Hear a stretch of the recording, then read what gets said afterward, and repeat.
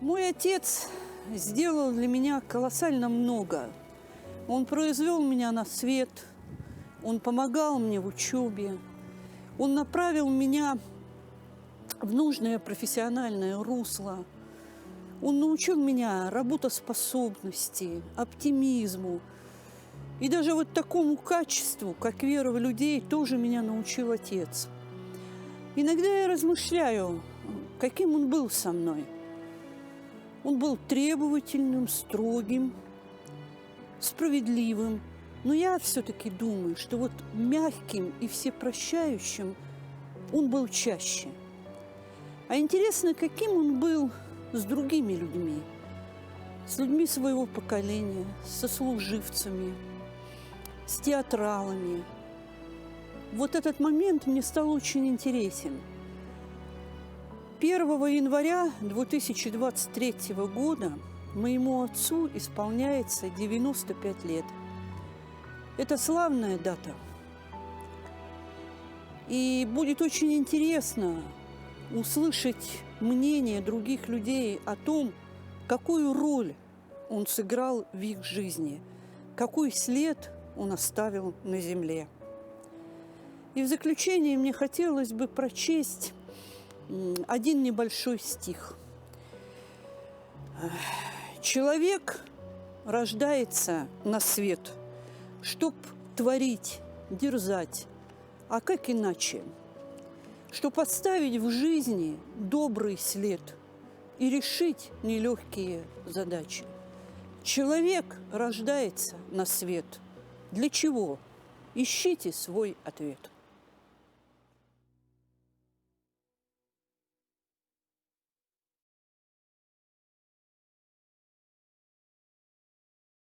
Ну, поскольку я знаю, что Иван Иванович любил старинные русские вальсы, у меня в репертуаре много старинных вальсов. Вот один из них я сыграю, который посвящаю Ивану Ивановичу Подойницыну. На сопках Маньчжурии.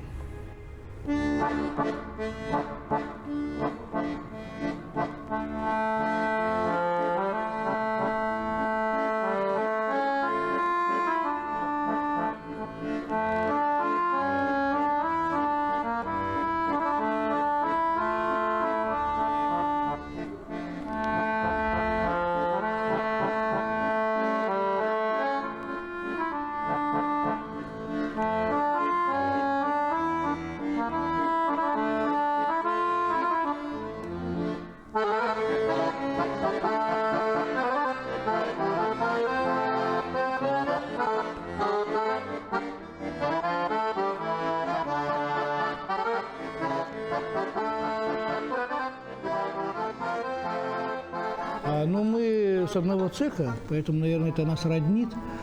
И, конечно, Иван Иванович – это величина, я бы сказал, в наших масштабах республики, это глыба. В чем это выражается? Человек, как известно, не учился культуре, не получал специального образования. Закончил, по-моему, Благовещенское речное училище, да? То есть моряк. И вдруг его ставят руководить Русским драматическим театром в столице республики. Ну, думаю, наверное, неспроста, да? выбор пал на него не случайно. То есть. И человек много лет проработал директором в сложном коллективе. Сложный, то есть актерская среда, она непростая, да, творческая, но актеры люди сложные, неоднозначные, зачастую конфликтные. Ну, это нормально, так и должно быть в жизни, да. И вот руководить такими людьми очень трудно. Иван Иванович справлялся. Он пришел ведь в театральный коллектив, чужой человек, и мы все насторожились, что это ты, как ты, наш в тельняшке пришел, как я сейчас. Вот. И вот что он даст нам? Что он, чем он удивит? Театр такой, удивите нас. Возьмите нас, либо мы будем ваши, и это случилось. Вот это самое главное. Его привели к нам. Вот я помню его первую фразу, которая запомнилась на всю жизнь. «Не боги горшки обжигают», — сказал он. Он никогда не работал ни в культуре, нигде, он по промышленности, вот и туда-сюда, в общем. Но мы так его... Потому что у него какая-то харизма все-таки была. Вот дело в том, что когда вот у нас стулья стояли у репетиционного зала, мы все сидели, как только он появлялся, невольно мы все поднимались. И прям на вытяжку стояли. Он поздоровается с нами, в кабинет шел. И у него никогда не закрывался кабинет. Он очень был общительный. Он любил актеров. Он воспитал 3 поколения студентов, которые учились у нас. И сначала под эгидой Табакова, и туда ездили. Он все оплачивал. Он ни одного актера не обижал и не выгонял. Ни за какие проступки. Мы не ждали, что этот человек нас возьмет. И он также. Знаете, это обоюдно было, потому что и он также пришел весь испуганный, не знающий, наслушался театральника, театра, артисты, там это страшные люди, к ним подходят. Да, и вот получилось так, что это общение продлилось, сейчас боюсь соврать, но огромное количество лет. Вот звания всем давал, бегал туда-сюда, квартиры тоже бегал, там доставал, там, чтобы все какие-то... Ведь в каменных домах-то живут, это спасибо ему, больше никому, потому что в те года деревяшки одни стояли, вот, по колено в воде там, туда-сё люди жили. И сейчас-то, конечно, доживают этот век и просятся там туда-сё, смотришь по телевидению. А ведь он бегал, у него была масса знакомых. Он пытался с ними как-то найти общий язык, и ему помогали. И ведь это надо было сделать и с его стороны, и с нашей стороны. Вы знаете, вначале были даже у него и слезы. Но если человек умеет плакать, это тоже дорогого стоит, когда мы видели это. Значит, это человек чувствующий. А если человек чувствует и в театре, это тоже дорогого стоит. Много таких деталей, от которых шло сближение. 1 год, 2, а потом уже стал своим. Он восстановил театр после пожара. И мы думали, если откровенно, что думали, ну, сейчас восстановит театр, да и уйдет. Мы же свои, театральные будут. И вот получилось, что это получилась семья, и был папаша.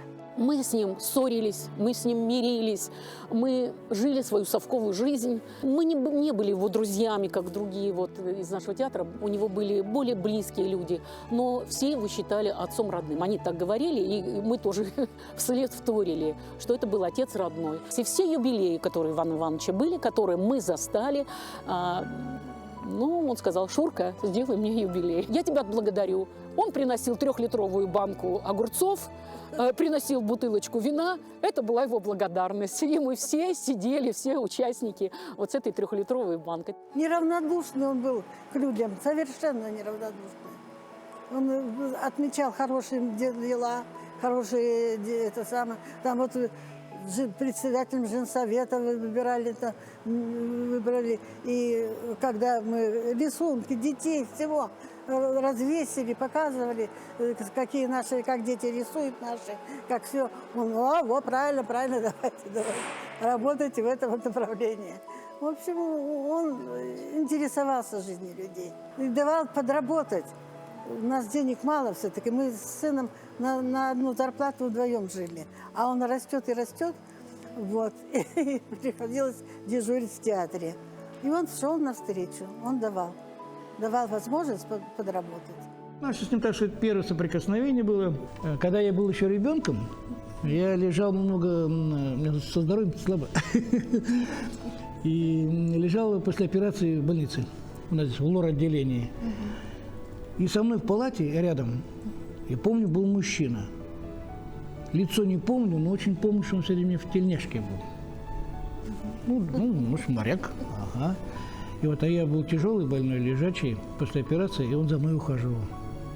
И вот под эти моменты я не помню, как его зовут, не помню, кто такой, но он за мной ухаживал по-отечески. И это меня, я тогда ребенком был, и меня это тронуло. И только спустя многие годы мои родственники, которые ко мне приходили, на меня навещали, когда уже Иван Иванович стал директором, они говорят, а вот ты вот с этим человеком когда-то в детстве лежал в больнице, он там за тобой там горшки убирал, там кушать не подавал, там что-то вытирал, наверное. И я об этом, как-то Иван Иванович заходил в кабинет, и ему этот эпизод напомнил. А он долго вспоминал, потом вспомнил. Он там не часто лежал в больнице, поэтому вспомнил. Говорит, да, я помню, что какой-то ребенок был там. Ну, и говорю, это я был. Помог с квартирой, мы мучились долго. Помог с квартирой. 30 лет я живу уже в этой квартире. А до этого где жили? А во дворе театра. Потом в коммуналке жили. В коммуналке, да. Комната на троих. Вот Иван Иванович вот, чувствуется вот защита от него. Вот вы знаете, так, как вот от своего человека родного. Понимаете, вот он не пройдет мимо там, что, ну как у тебя там дела, там что, такое вот, спросит там. Да нормально, ну смотри хорошо. Надежность от него шла. Плечо, Да, не то, что мужское, хозяин. Хозяин он хозяин. Он все знает, тут у меня так, тут у меня так, тут все распределенно. Вот этот театр, как он говорил, по кирпичику мы ходили на субботники. Это был каждый понедельник. Мы трудились, одевали одежду специальную.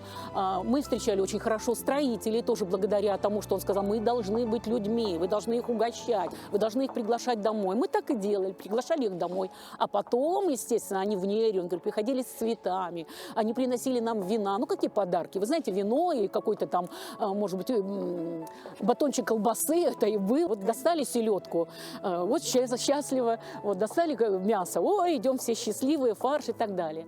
Он вообще, вот человек, казалось, он медлительный, такой, но он знал, что делать. Как его роспись такая каллиграфическая, так он и работу делал, вот так, потихоньку. Ошибки были, может быть, а у каждого, у кого не было. Но вы знаете, вот те ошибки, я про слезы говорил, те ошибки, которые он делал, он тоже сближал. Это не был злой человек, это не был коварный человек. Это был все-таки по всей своей натуре очень добрый человек.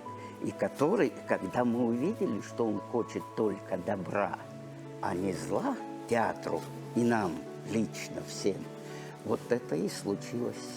Опять повторяю, семья. Мы никогда не сидели без дела, мы всегда ездили. Мало того, что Магадан там вместе с Официнским там было, потом это Минск это он устраивал. Больше всего мне запомнился один случай, когда мы поехали на гастроли в Белоруссию. Перед открытием он подходит и говорит, ну, сейчас все встаем на одно колено, прежде всего, я скажу речь, вы встаете все на одно колено. Мы говорим, вы что, Иван Иванович, я в костюме, я сейчас играть буду. Вы, какое колено, зачем? И зачем это вообще все это? Он говорит, ты ходила по памятным местам, героическим памятным местам? Я вся напряглась, говорю, да. Он говорит, и что, сердце твое не тронуло ничего? Но я поняла, что все, значит, нужно встать на колено, значит, так надо. Он все-таки дольше прожил, он больше знает. Вышли мы все, кто-то с нами еще встал на колено. Мы встали на колено, перед этим он сказал такую речь, что невольно мы все заплакали. Вот я сейчас говорю, и очень тяжело, потому что была война была страшная. Войны вообще это что-то непостижимое, но весь зал встал, и все стали аплодировать.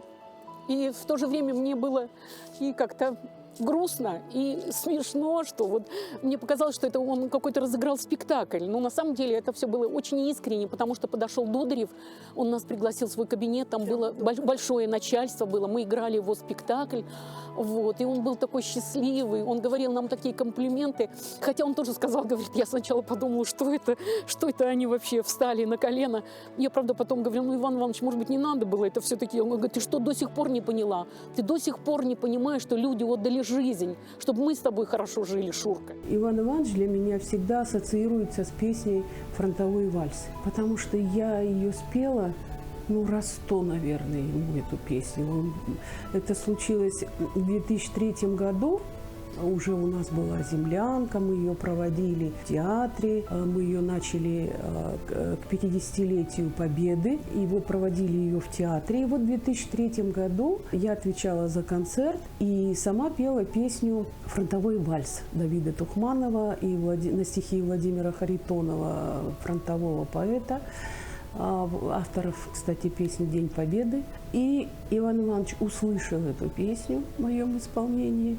Я сразу говорю, что я не обладаю особыми вокальными данными. Ну, вот как Бог дал, так и пела, как говорится, душой. Вот как я ее чувствовала, так и пела. И это, видимо, настолько ему запало в душу, хотя эта песня никого не оставляет равнодушным. И после этого он, где бы я прохожу мимо, он говорит, стой! Спой мне песню, или я там бегу мимо, или зайду к нему в говорит, так, садись, спой песню мне, я пою песню. Или я где-то там работаю, он идет мимо Ивана Ивановича, говорит, спой мне песню. И вот я не куражилась нисколько, хотя петь там 100-й раз опять эту песню, но потому что эта песня у меня. У меня отец инвалид войны был, и поэтому эта песня была у меня в душе, на сердце. Легкий школьный вальс тоже был у нас. У него судьба была такая. Помню, как сейчас наш 10 класс закружила вьюга фронтовая, фронтовой самбат у лесных дорог. Был прокурен и убит тоскою, но сказал солдат, что лежал без ног. Мы с тобой, сестра, еще станцуем. И вот тут наворачивались слезы и у меня, и у него. А сестра, как мел, вдруг запела вальс. Голос дрогнул, закачался зыбко, улыбнулась всем, это я для вас, а слеза катилась на улыбку.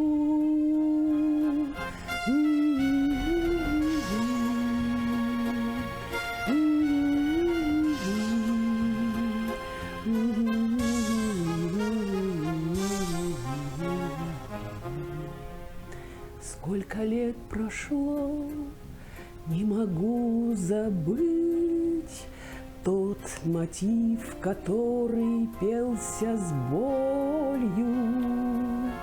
Сколько лет прошло, не могу забыть мужество солдатское и волю.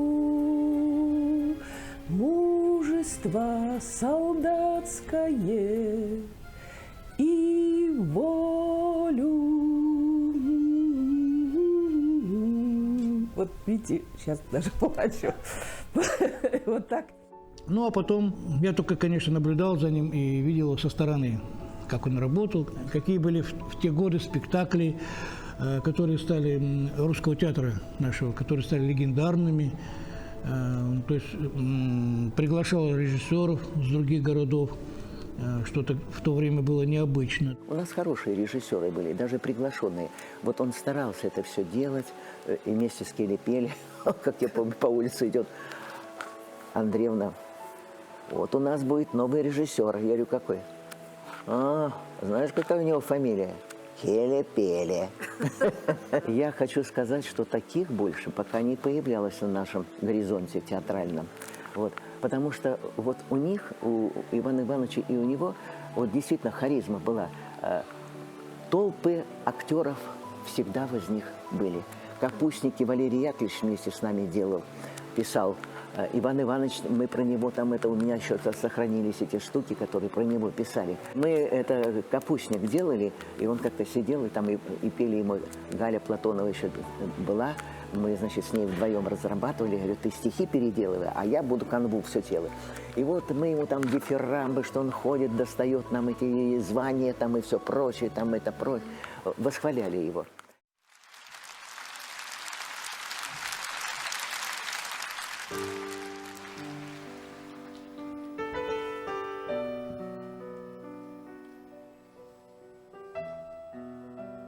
О, асфальт подо мною. Один в вышине стою у театра среди тольника. Еще не освоился с этим пока. Но мне по душе это место вполне. Отселя я вижу якутское движение и бурное шумное ночью брожение. Днем люди смиренно идут подо мной, сквозь них стаи рокеров быстро несутся, когда Ивана директора локоны вьются, когда на работу идет и домой. А, вот и артистов унылые лица. Ужели я на севере? Или мне снится? Пушкин обращается к зрителю. Пушкин, узнали меня, да? А аплодисменты где? Зрители аплодируют. Пушкин, я никогда ни в какие времена не собирался стоять на постаменте. Да, я мечтал о памятнике, и я его создал, нерукотворный. И это все он. И показывает на балкон, где всегда сидит Иван Иванович. Иван Иванович, о, вы здесь, мой друг бесценный. Здрасте. Ну, я потом к вам зайду. У меня с собой тут есть. Показывает флакончик. Поднимем стаканы, содвинем их разом. Да здравствует музы, да здравствует разум. А, Иван Иванович, договорились, зритель? Там на небесах холодно, ветер жуть, что и укрыться негде. Пристанища никакого. А тут пролетаю как раз над Русским академическим театром, да еще моего имени. Смотрю, сидит в кабинете этот золотой человек. О, это я и о вас, Иван Иванович. Значит, сидит и думает, кому бы хорошо сделать. Ну, сыграю еще одно произведение, фрагмент.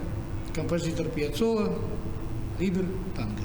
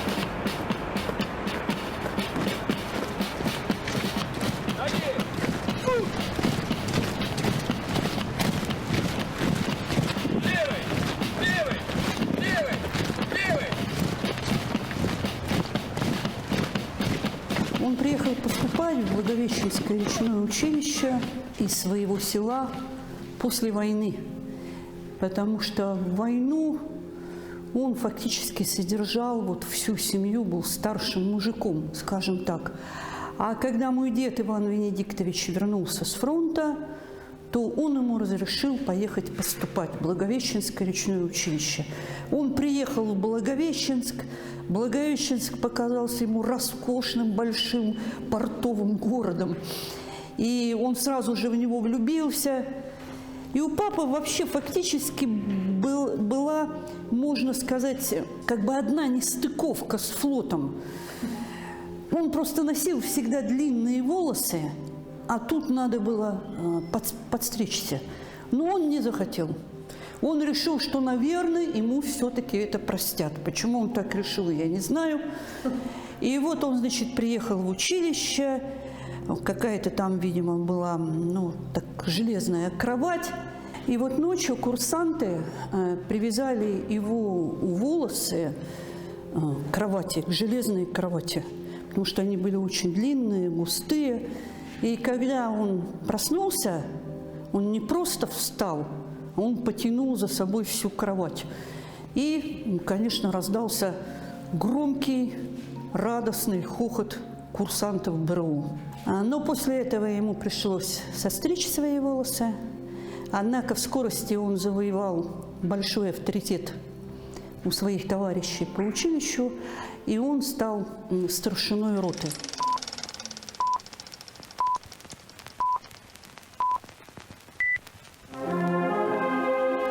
С появления первых людей на берегах Лены их манила синяя даль реки, ведущая в иные края. Смелые люди находились всегда. Но и толчок в развитии судоходства на Лене дала советская власть. Естественно, встал вопрос, где взять кадры. Нужно было свое учебное заведение с хорошей базой, способное готовить командные кадры для ленского пароходства. Для этой цели в 1932 году был создан Якутский речной техникум. С Иваном Ивановичем по жизни, наверное, это повезло всем, кто с ним встречался. Это яркая личность, интересная. И в речном училище он всегда достаточно часто, я не скажу там, что постоянно, но достаточно часто участвовал, допустим, в парадах вместе с нами, выходил тут на построение. И просто интересовался жизнью наших курсантов, потому как он сам тоже был выпускником речного училища. Вот. Будучи в Якутском, работая в Якутском техучастке тогда еще, он тоже с ним встречался несколько раз. Почему? Потому что он был очень общительным человеком. Дружил с нашим руководителем Долженко Юрием Анатольевичем. Ну и вот на этой базе, так сказать, у нас происходили встречи какие-то интересные. И вообще с ним было даже просто поговорить приятно и интересно.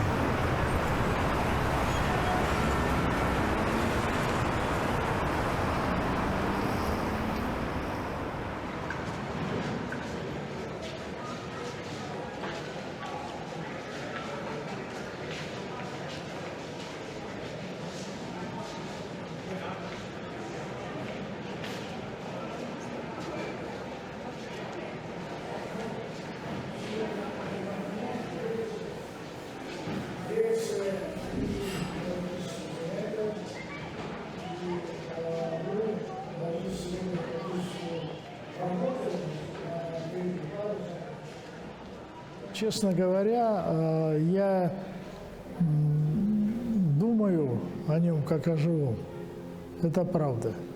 Почему? Потому что я в свое время получил от него такую энергетику, которая позволила мне, во-первых, кое-что изменить в своей жизни в плане отношений к людям. И вообще, вот курсантом, я потом и начальником речного училища был. Поэтому я думаю о нем как о живом. Сейчас я вот фото посмотрел, когда мы с ним встречались. Вот, вот он, как живой. А вообще, Иван Иванович – это такая личность, во-первых, он очень контактный, а во-вторых, от него исходил дух доброты. И все к нему тянулись. И вот я общаюсь, недавно мы вспоминали про него, тут я с коллегами, они тоже знали. Почему? Потому что он постоянно нас на каждый спектакль приглашал. И курсантов, и администрацию, и преподавателей. И мы ходили. В год он где-то 6-7 спектаклей давал, и мы вот все спектакли посещали. И, значит, с ним там всегда общались, он не оставался в стороне, и обязательно нас приглашал каждый раз, был рад нам. Почему? Потому что он сам тоже пропитан духом речников был. Ну, прям с теплотой вспоминал годы учебы своей. И он на столетие Благовещенского речного училища, он поехал туда и очень довольный приехал. Мы потом общались, он рассказывал, там, с кем встречался и так далее. Ну и поэтому тянулся и к нам тоже, к речному училищу. Вот он посещал, я ему показывал все, как курсанты живут и так далее. Он живо интересовался и очень уважал ребят, ну, относился уважительно как к будущим нашим речникам, специалистам. Ну и вообще он, ну не зря он почетный гражданин города Якутска, не зря он имеет и награды, и в свое время он занимал такие высокие посты в своей жизнедеятельности. Ну и он, естественно, прошел жизненную школу, так как начал работать, я помню по его рассказу, с 14, по-моему, лет. Поэтому судьба, она такая штука, которая выбирает людей и ведет по жизни. Ведь он сам не выбирал. Его судьба вела. Но у него стержень всегда оставался, это главное, это речник. Наверное, можно сказать так, что по основному своему взгляду на жизнь человек праздник. Он всегда хотел что-то сделать приятное людям, относился доброжелательно ко всем. И, на мой взгляд, наверное, в коллективе его любили, в том числе из-за этого, его черту такой.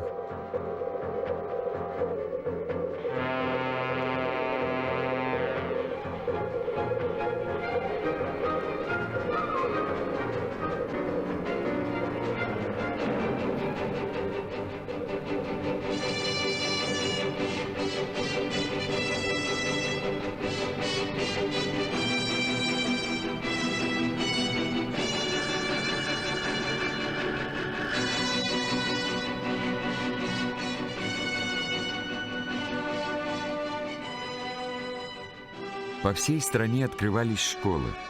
Страна, где до революции умели читать и писать не более 25% населения, стала страной всеобщей грамотности, бесплатного образования. Студенты получали стипендию, на которую можно было прожить, имели гарантированное трудоустройство после обучения. Было открыто множество детских садов, вузов, музеев, концертных залов. В своей истории Россия никогда не испытывала такого творческого подъема народных масс и трудового героизма. За короткое время было построено более 7000 крупных, современных промышленных предприятий мирового уровня. В СССР развивались техника и технология, наука, подрастали инженерные кадры. Активно работала старая и новая профессура. Эти успехи дали возможность вооружить армию, победить фашизм, а затем поднять из руин разоренную страну.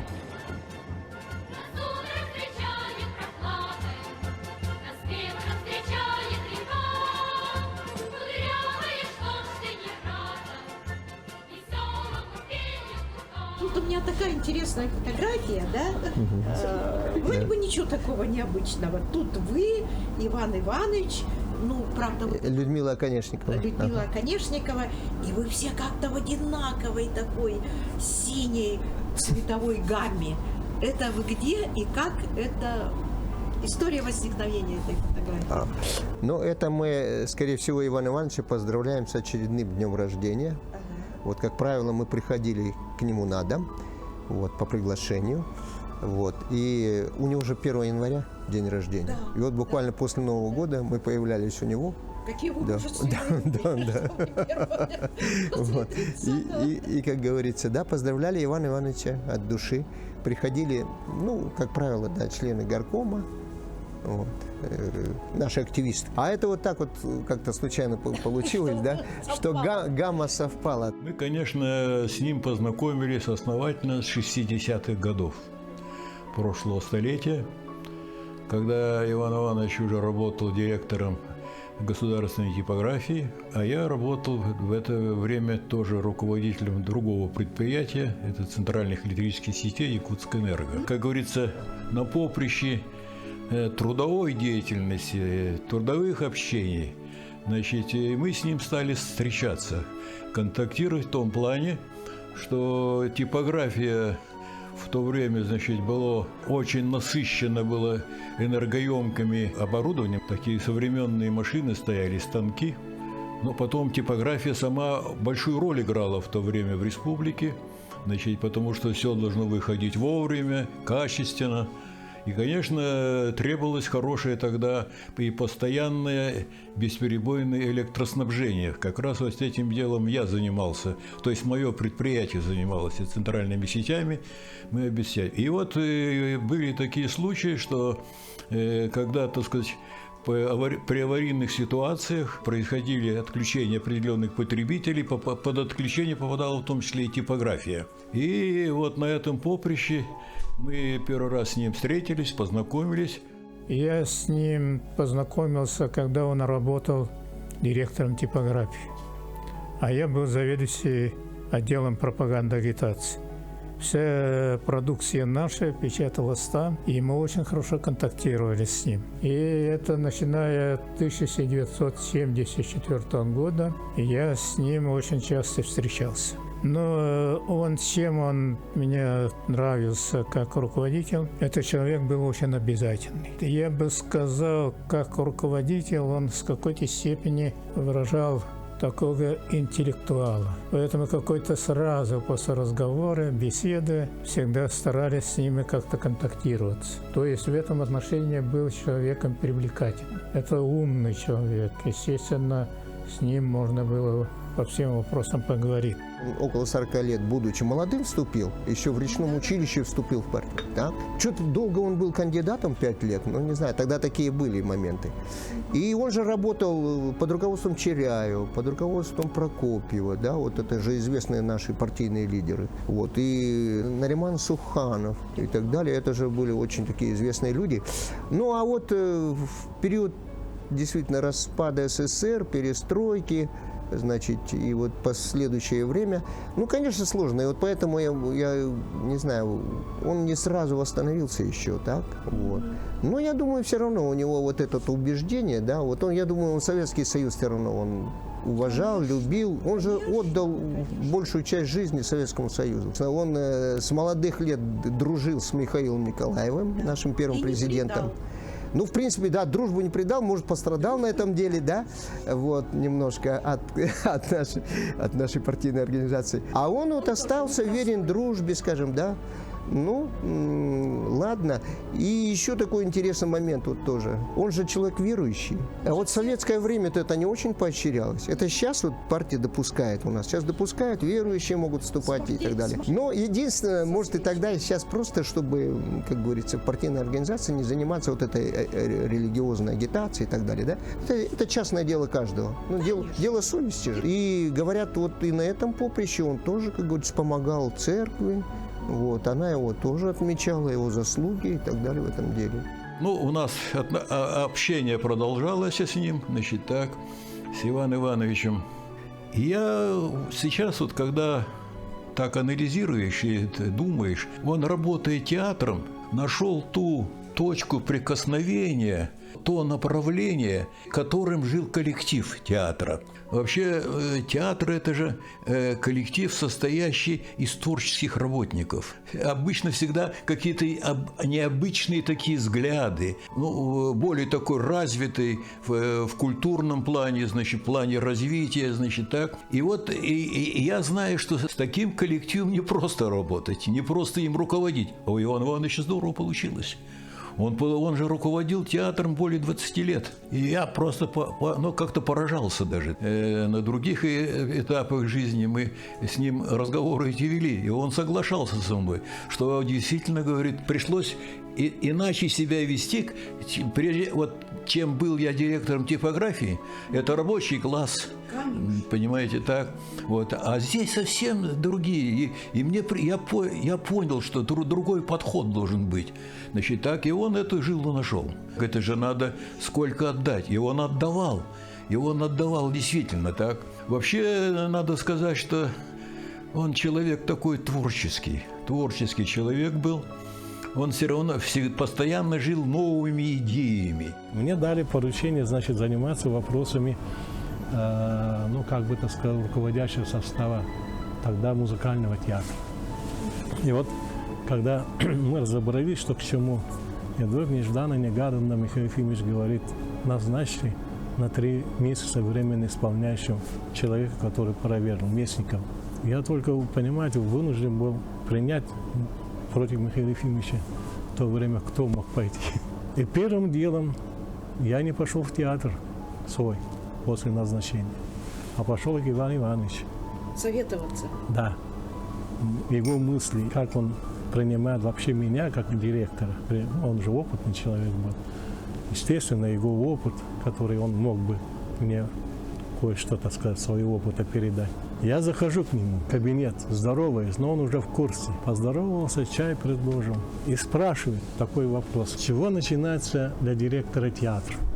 Я, естественно, тоже, так сказать, ни дня не работавший в театре, но по разным, так сказать, публикациям знающий, и учился в Ленинграде, я сразу вспомнил слова Станиславского, что театр начинается со входа зрителя в театр, то есть с вешалки. Он улыбнулся и говорит: дорогой мой, для директора театр начинается с подвала. Я удивился, как с подвала? Говорит, сейчас вот чайку попьем, допьем, пойдем, я тебе покажу, с чего это начинается работать директор. Оказывается, когда по сцену мы пошли, там весь механизм сценического оборудования, который крутит, который поднимается. Есть, значит, система электроснабжения и так далее. То есть хозяйство, которое полностью обеспечивает все действие, которое происходит на глазах у зрителей со сцены. Вот он говорит, вот отсюда ты должен начать свою работу, да, не говоря о том, что чистоты вокруг театра и так далее. Если все у тебя там будет действовать нормально, бесперебойно, считай, что уже половина дела директора сделана. Ты обеспечил условия для творчества артистов. Потом, знаете, был такой неприятный случай, здание сгорело. Да, притом у нас 2 здания сгорело. Дом культуры имени Клоковского сейчас, и это Русский театр. И пришлось решить вопрос, или заново построить это, все сгорело, там ничего не было. Или заново построить это здание, или по другому проекту, или восстановить в том же виде, как это здание. Вот Иван Иванович, он настаивал, что мы нисколько не увеличили по площади, а именно восстановили это здание в таком виде, как и есть. Конечно, это очень уважаемый человек, руководитель коллектива, и мы решили, что да, принять его предложение и восстановить этот театр. Стали искать бригаду, откуда можно было вот так быстрее за год построить это здание заново, в принципе. И в городе Якутске не смогли найти более-менее мощные тогда бригады и решили с Южной Якутии пригласить бригаду. Это была очень... Я с ним уже занимался, будучи заведующим отделом, начиная с 1974 года. Там, поскольку мы занимались вопросом соревнования, Мы всех этих бригад прекрасно знали. Договорились с Пьянковым пригласить очень солидную, хорошую бригаду, и они даже до осени полностью очень хорошо построили это здание. Очень грамотно, очень хорошо. Тот же прямо оклад, как было раньше, на том же месте, нисколько не расширяя. Внутренность тоже очень хорошо они монтажные работы выполнили. И остался вопрос, связанный с люстрой. Люстры заказали Узбекистана, огромная люстра. Это подарок Министерства культуры. То есть Ивана Ивановича знали и говорили, что да, вот это здание очень быстро, хорошо построили. Мы как подарок вам дадим эту люстру. Эта люстра висит до сих пор. Вы знаете, он очень уважительно относился к зрителям. Начиная от малышей, кончая известными людьми и разного возраста. И вот он впервые в истории нашего, директорского корпуса, он показал, как надо встречать почетных гостей театра, которые приходят. Да? Он выходил сам на встречу. Знаете, в любую погоду, пусть это стужа, дождь, солнечно, ясно, он выходил и встречал. И создавал ту атмосферу такой любви к ходящему театру своему, что вот хозяин их встречает. Какая еще радость должна быть? Вот это его школа. В 2011 году я была членом бюро горкома, и там, значит, Иван Иванович Подойницын подошел. Такое почтение. Я его знала раньше, я очень уважала его, ценила, и вообще видела же его. Такой человек, который заслуженный человек. И когда, вот говорят, тогда его восстановили и сказали, вот работник культуры Иванова, вот в вашей партнерной организации. Я в душе очень обрадовалась. Такой большой человек в нашей партнерной организации. И с другой стороны, как это ответственность. Он всегда, вообще всегда пытался быть очень таким активным. И он тоже выступал. Знаете, мне когда вот шли вот эти, особенно вот эти прием в пионеры там на площади Ленина, он там, я хочу там высказаться, ему давали выступать, он тоже выступал. И последний этап, который я хотел сказать, что так судьба распорядилась, что мы в 95-м году прошлого столетия оказались соседями. Значит, так, заселились вот в этот дом, понимаете, в 95-м году, причем именно в этом одном подъезде и на одном этаже, на одной площадке. Семья у него была небольшая, но была семья такая крепкая, организованная, значит. И даже здесь мы продолжали с ним общаться. Часто так говорится, обсуждали обстановку в республике, в городе, значит, так как. Но настроение у него всегда было патриотическое. Такой настрой, значит, поддержки курса, который ведет, значит, страна, и в частности, который ведет республика. Вот. Поэтому надо сказать, что у меня воспоминания очень теплые, и, может быть, даже кое-что-то сказать я перенимал у него, он немножко старше меня, потому что он и постоянно рассказывал интересные вещи, и я как-то это дело впитывал. Поэтому память о нем у меня останется уже на всю жизнь. А Иван Иванович – это вообще легенда.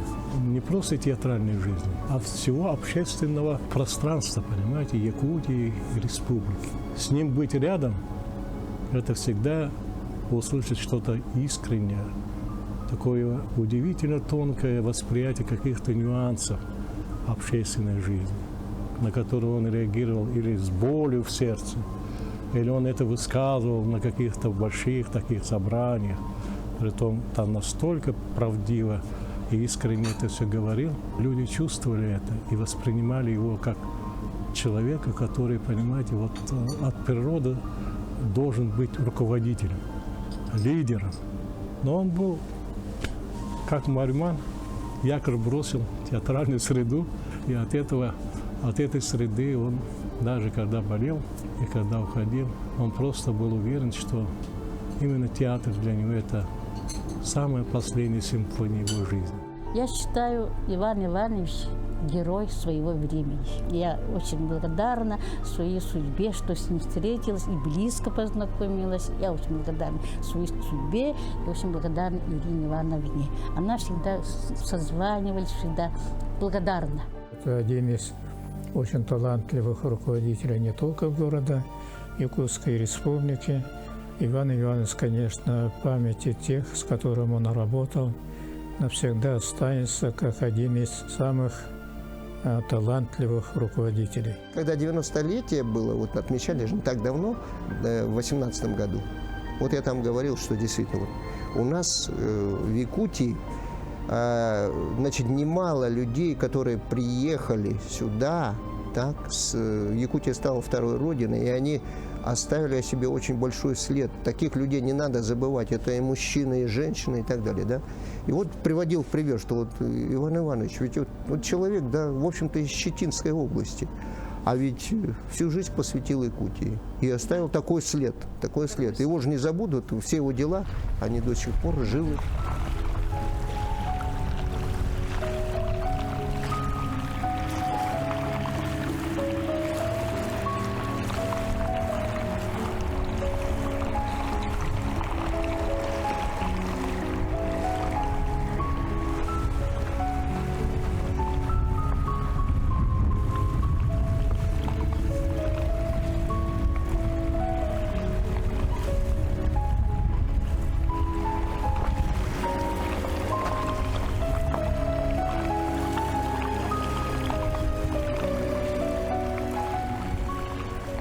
Сейчас мы находимся на Даркалахе.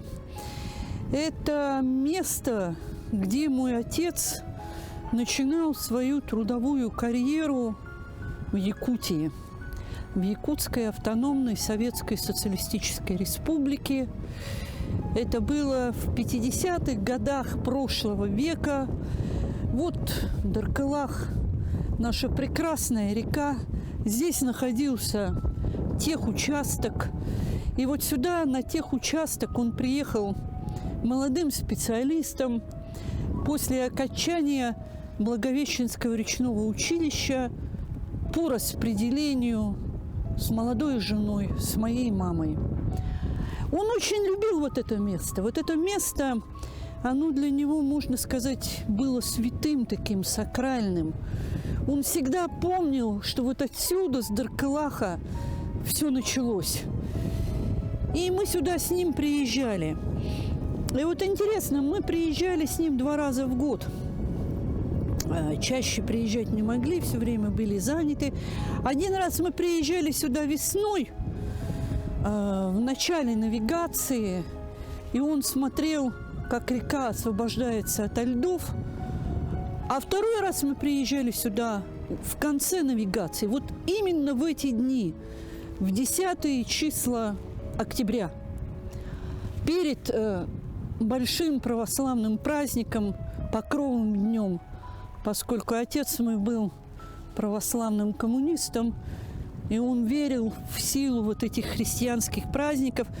И он вот здесь вот ходил берегом реки, волосы его развивались на ветру. Я ему не мешала, я не вмешивалась в его мысли. Он просто ходил здесь, смотрел и все вспоминал. А я смотрела на него и на реку, и я думала о том, что есть река, что есть река. Река – наша жизнь, полноводная, бурная, большая. Река таит какие-то для нас неожиданные повороты, какие-то мели, какие-то рифы. Мы про них не знаем, но мы их преодолеваем и движемся дальше. И вот жизнь моего отца, она и была преодолением, постоянным преодолением каких-то трудностей. И он, как настоящий герой, как настоящий капитан, он шел дальше. Он не был капитаном, как его друзья-речники, в прямом смысле слова. Но, наверное, он был капитаном своей судьбы, капитаном какого-то театрального корабля, скажем так. И вот когда прогуливался здесь, вот по берегу реки, я вот думала еще о такой неожиданные закономерности. Он начинал свою деятельность вот с этого техучастка и как бы и подводил итоги тоже вот возле этой реки. Риорита.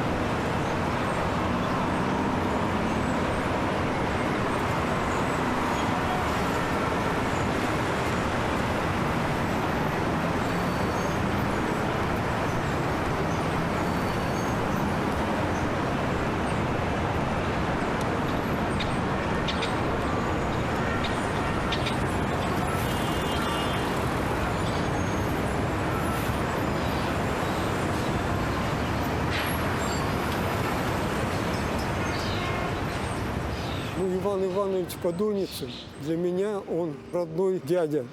Я его просто звал дядя Ваня, иногда дед.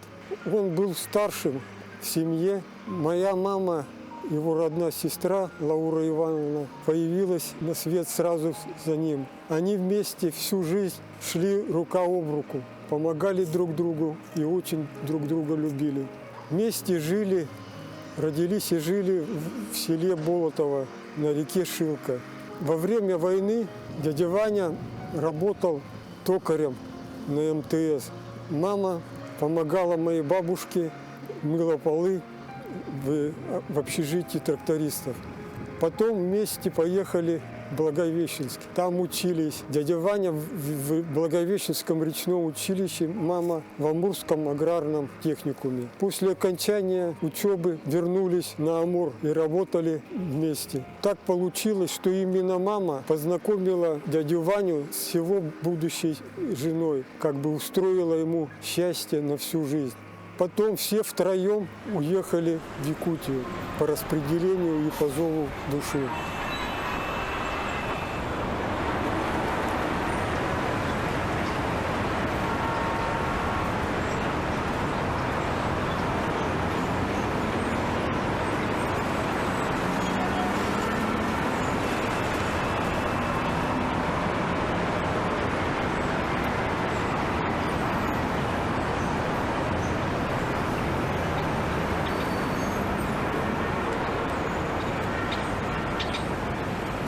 Родители познакомились с Иваном Ивановичем еще в 60-е годы, когда он был назначен директором в республиканскую нашу якутскую типографию.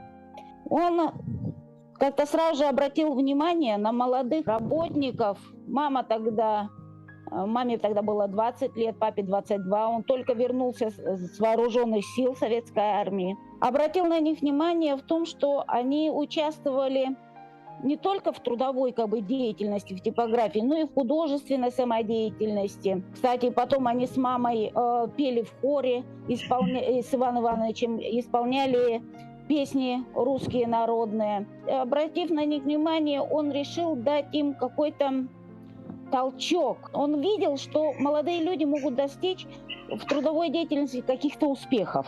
Он отправил их учиться в Московский полиграфический техникум, который они заканчивали и работая, и учились на заочном. Иван Иванович заметил, что они общаются не только по работе, но и какое-то есть, что они влюблены. И как-то в шутку сказал маме: «Вера, ты знаешь, вот когда ты станешь секретарем партийной организации, фамилия Бритвина будет звучать не так серьезно, как бы звучала фамилия Изведова. И вот в 1961 году мама с папой поженились, они сыграли свадьбу в типографии.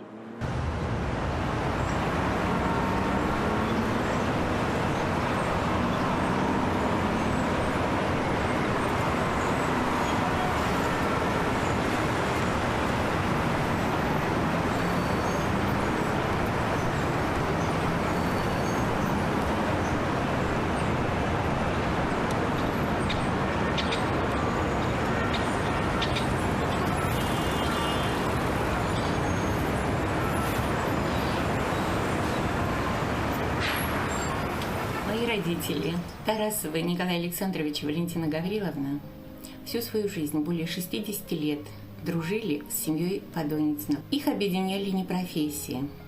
Они занимались разным делом. Мои родители – финансисты. Иван Иванович в разное время возглавлял разные предприятия Якутска и Якутии. Тетя Катя – партийный работник. Их объединяло другое. Их объединяли общие взгляды на жизнь, душевные качества и, самое главное, умение и желание быть интересными друг другу. У них была удивительная дружба. Они встречались каждую пятницу. И это были не простые застолья, посиделки. Это были скорее тематические вечера. У нас каждому давалось задание. В течение недели мы готовили материалы на разные темы. Мы говорили о известных композиторах, о известных художниках, о архитектуре. Мы говорили о книгах, говорили о политике, на разные темы. И поэтому каждая пятница – это был как маленький праздник. Дядя Ваня был главой нашего большого рода. Всем помогал, кого-то устраивал на учебу, кого-то на хорошую работу, кому-то просто помогал в семейной жизни.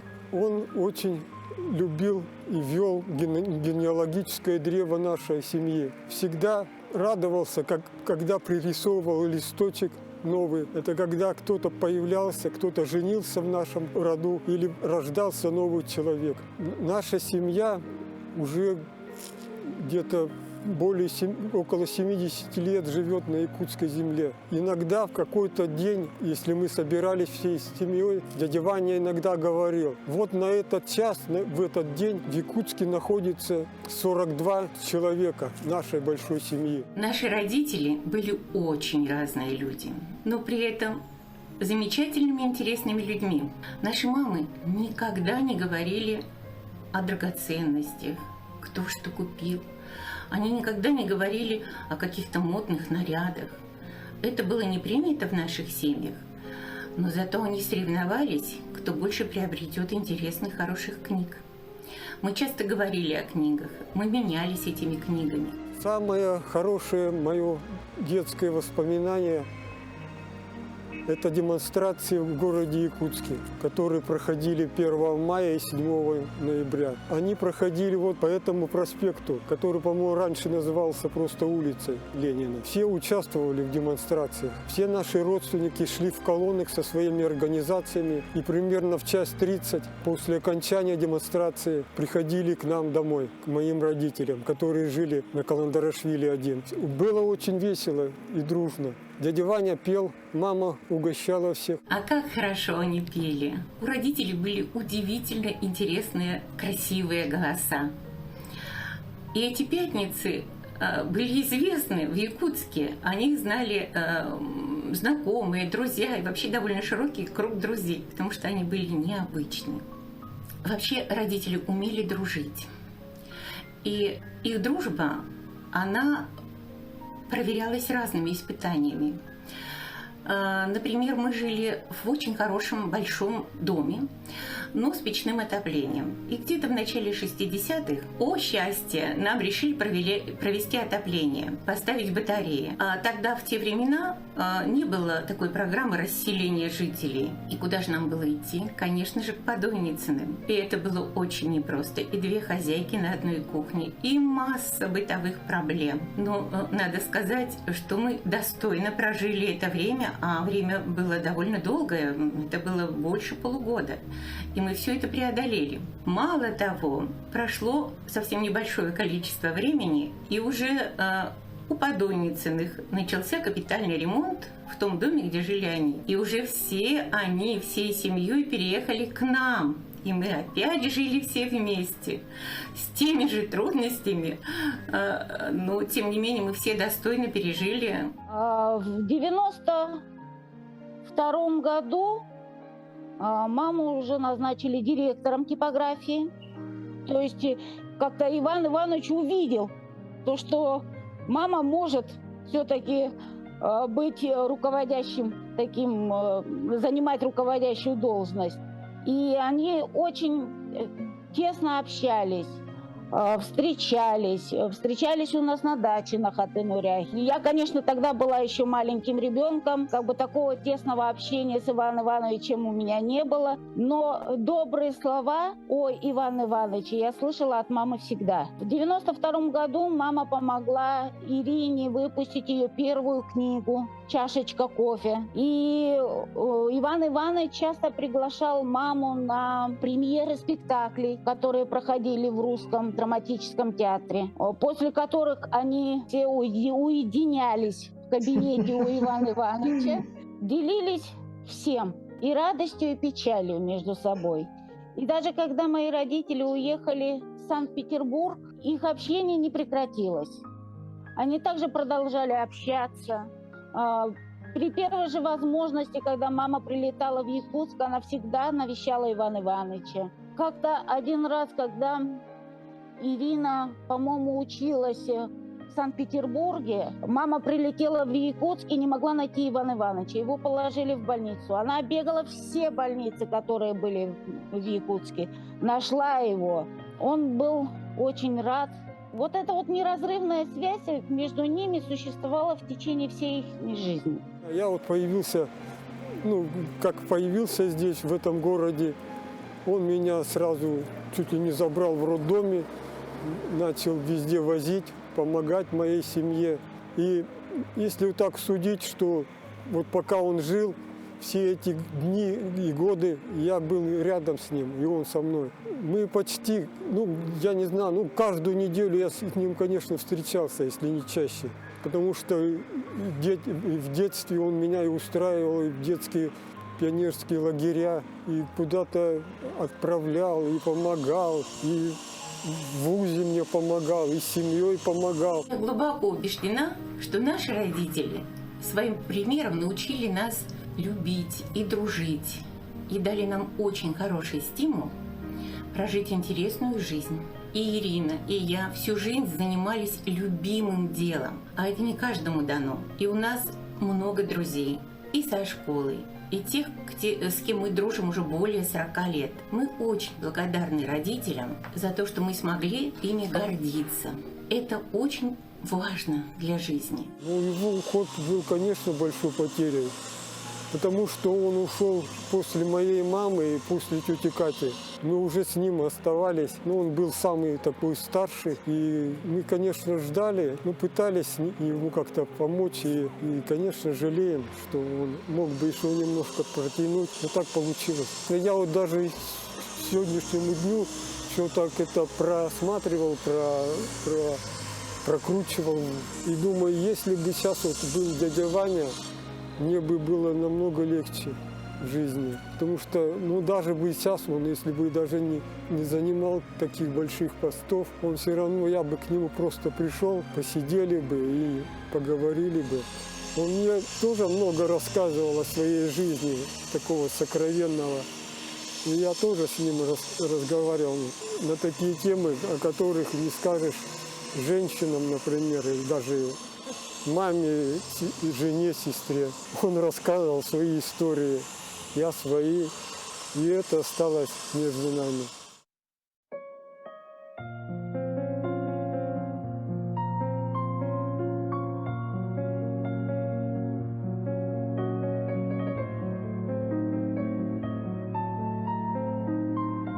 Ты вот как думаешь, вот удался фильм, не удался, твое мнение? Ты знаешь что? Может быть, я слишком самонадеянна, Но мне кажется, вот все, что я делаю, мне нравится самой. А если это понравится еще кому-то, ну это очень даже хорошо. Я думаю, что удался. И мне так показалось, что это вот не просто такой вот, как мне всегда говорят, ой, какая у вас теплая, светлая передача. Это не просто рассказ о твоем отце, это рассказ о его поколении. И жаль, что это уходящая, вернее, даже во многом она ушедшая в иные дали поколения, да? Не ты одна думаешь, что фильм не только о моем отце, а о целом поколении.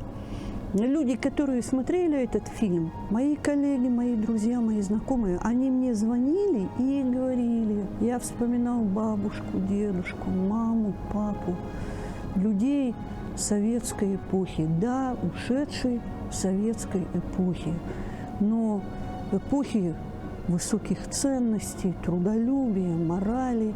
И вот люди мне звонили и вот так говорили. И мне вот это вот очень приятно, что не только о моем отце, а вообще вот о целом поколении. И вот мы с тобой как-то уже не раз говорили о том, а вот это будет ли интересно молодежи. Я думаю, что вот всей молодежи, а она у нас очень разная, и как не тебе знать, ты имеешь дело со студентами, там, ну, со средним каким-то молодым поколением. Всем понравится мы просто-напросто не можем. Но на определенную часть молодежи мы можем рассчитывать. Ты вспомни вот эти одухотворенные лица речников. Когда мы приехали в речное училище, мне они очень понравились. Вот я считаю, что за ними будущее, вот освоение реки Лены и нашей республики. А потом, ну вот мой сын и его поколение, я думаю, что это хорошая молодежь. И в конце концов, фильм снимала молодежь. У нас молодой режиссер, молодые операторы. Они же снимали с удовольствием, им же нравилось это. Молодежь разная, я действительно это знаю как преподаватель, но она все равно не забывает свои семьи, она все равно ориентируется на какие-то ценности. Ей все равно, я думаю, это не безразлично, я думаю, не безразлично. Вот мне очень понравилось во второй части твой сын Иван сказал замечательную, мне кажется, и очень мудрую фразу, что вот сейчас происходит процесс глобальной гуманистической катастрофы. И как я с ним согласна. Вот тоже ведь молодой парень, в общем-то, да, и как он так вот это вот масштабно осмысливает. Я согласна. И, может быть, все-таки человечество когда-либо придет к тому, что надо что-то делать с собой. А если, опять-таки, оно придет к этой мысли, что надо что-то делать с собой, и тогда снова обратиться к истории. И тогда снова посмотрят, какими были дед, бабка, мама, папа, все равно посмотрит, все равно оглянется назад, чтобы потом идти вперед. Поэтому я думаю, что все нормально.